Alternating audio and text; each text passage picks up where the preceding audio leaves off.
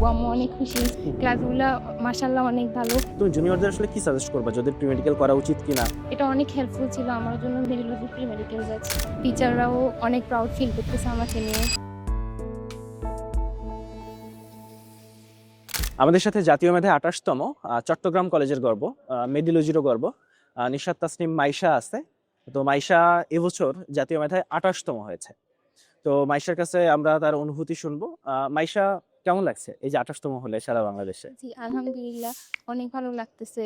আব্বু আম্মু অনেক খুশি হয়েছে, এটা দেখে আরো বেশি ভালো লাগতেছে। পাশাপাশি টিচাররাও অনেক প্রাউড ফিল করতেছে আমাকে নিয়ে, এটা বেশি ভালো লাগতেছে। আচ্ছা, তুমি মেডিলজির কোন ব্যাচে ছিলে? আমি প্রি মেডিকেল ব্যাচ 5.0 ওটা থেকেই ছিলাম। 5.0 ছিলে।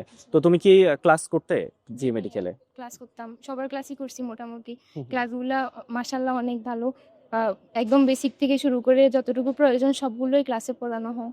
সবার ক্লাসই ভালো লাগছে আমার। আচ্ছা, আচ্ছা।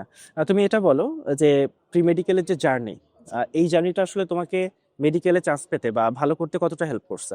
আমার মনে হয় যে আমার প্রি মেডিকেলটা তো আমি একাডেমিক পড়াশোনার হুম, পাশাপাশি করছি। তো আমার মনে হয় আমার মেডিকেলে ম্যাক্সিমামই হেল্প হইছে এই প্রি মেডিকেল ব্যাচ থেকেই।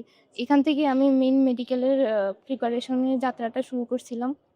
আর লাস্টের দিকে তো ৩ মাসে তেমন একটা হুম, টাইমও পাওয়া যায় না। হুম, হুম, ১ মাস মডেল টেস্টেই চলে গেছে। হুম, হুম, হুম। তো যেগুলো আমি প্রি মেডিকেলে পড়ছি মোটামুটি ম্যাক্সিমাম আমি 80% শেষ করছিলাম।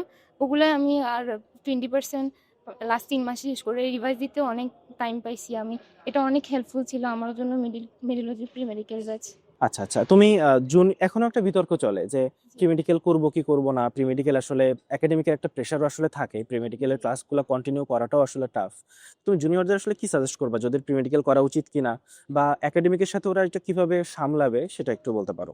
না, আমার মনে হয় যে অবশ্যই প্রি মেডিকেল করা উচিত। হুম, হুম, এটা একদম বাদ দেওয়া উচিত হবে না। হুম, রিস্ক হয়ে যায় এটা। হুম, লাস্ট টাইমে এসে কতটা টাইম পাবো আমরা এটারও গ্যারান্টি নাই। অনেকে বেশি টাইম পায়, অনেকে কম কম হুম, টাইম হুম, পায়। হুম। এজন্য আমার মনে হয় প্রি মেডিকেল করা উচিত।